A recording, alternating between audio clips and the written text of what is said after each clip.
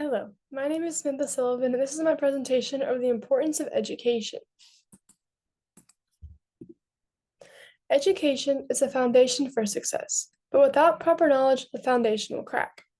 So if we do not invest in the foundation for education now, students will not have that later on, and therefore they will not have the success, this building stone for success they need. The unemployment rate for high school dropouts is 13%. While the unemployment rate for individuals who graduate high school is only 7%.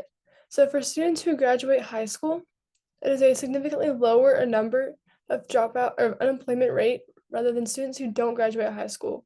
They're more likely to not have a job. From three main points. So it improves academic outcomes, supports teachers, and closes the opportunity gaps for students. So it improves academic outcomes.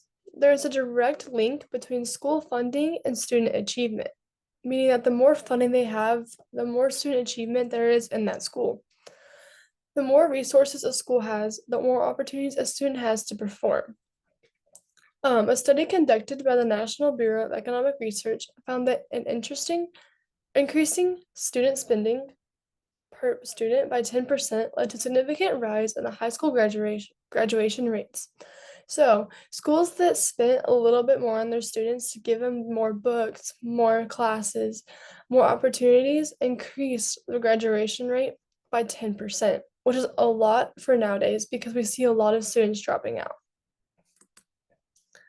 The funding would also allow for schools to have smaller class sizes, the updated textbooks, newer technology, and support for students who need it. So smaller class sizes allow for students to be able to focus more. Updated textbooks give them more relevant content to their lives now rather than having the older textbooks. New technology allows them to access more books online, more textbooks online, do different types of projects in the classroom, and then support for students who need it. Some students may need those extra one-on-one classes or those one-on-one meetings, so that gives them the support for the students who may need those resources. When students have adequate access to materials they need, they're more likely to thrive and succeed. They feel like they're more equipped with materials at their school, therefore, they're more willing to want to put the effort in to thrive and succeed. Support teachers. So, teachers are truly the backbone of our education. They are the way that we get our education. And when schools don't have adequate funding, teachers become overworked, underpaid, and lack support. So going into education myself, I definitely do not want to feel this way, and I see that my teachers have felt this way, that they just get overworked and they feel undersupported. Not because also because they're not paid enough, but also because there's not enough support and administration. So in order for us to improve the teachers and keep our teachers in our schools, is to support them and make sure we pay them well. A study done by the Economic Policy Institute, the average teacher in the United States makes about 20% less than people with similar educations in their other fields. So that means they still have the same bachelor's degree. However, teachers make 20% less than someone in the medical field would, even if they have the same schooling, which unfortunately is a big setback for teachers because teachers don't want to, they want to go into it for the kids, but they also need to be able to make money for their families, right? And so having lack of payment and lack of support really draws back the teachers, and we lose a lot of good teachers that way. This gap makes it hard to retain education teachers in the industry. So right now we are at a high level of need for teachers, and this is creating even more of a gap of teachers that are needed because they don't want to go into the industry knowing that they'll be underpaid for what they're doing. If schools had better funding, they'd be able to offer more competitive wages, provide professional development, and give staff materials they need in order to educate our kids. So they'd able to pay them more, give them those professional development days to help teach them and help equip them with the materials they might need in their classroom or knowledge that they might need. And then give staff the materials when they need to educate our kids. So those textbooks, again, the technology to increase their education, all these things kind of tie together to really help progress the future of our generation by teaching the children now.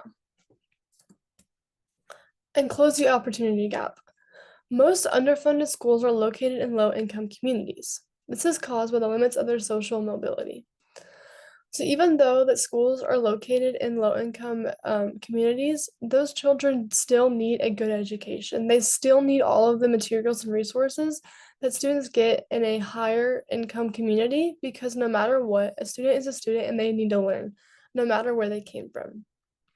A report done by the Learning Policy Institute showed that well-funded school programs where they offer more advanced coursework, different art programs, and support students more. These all help advance and prepare students for college and careers. So, students that live in a higher income area have all these more amazing opportunities that allow them to be further in their education, but also ready for college and careers. However, the low income students don't have these opportunities, so they kind of feel like they're set back whenever they're like have to go out into the world and go to either a career or go into college. So they struggle a little bit more whenever they have to go into that next step of life. We need to invest in education of every child, no matter where they come from. Just because they come from a lower side of the community doesn't mean that they're any less of a child and that they deserve less education. I personally think that all students need to have the exact same education no matter where they come from because you never know what they might do in their future. And if we can all start them at the same level, they can all succeed. In conclusion, funding schools is not just about the money, it's about what opportunities you can open up for those children. Provide better programs, equip schools with better teachers, and prepare students for the future. We need to ask ourselves, is it worth it to see those kids in jail or alone, or help fund the education system to give them a better life? Education is an investment we cannot afford to make. So let's start investing in the future of our world today. Thank you for your time.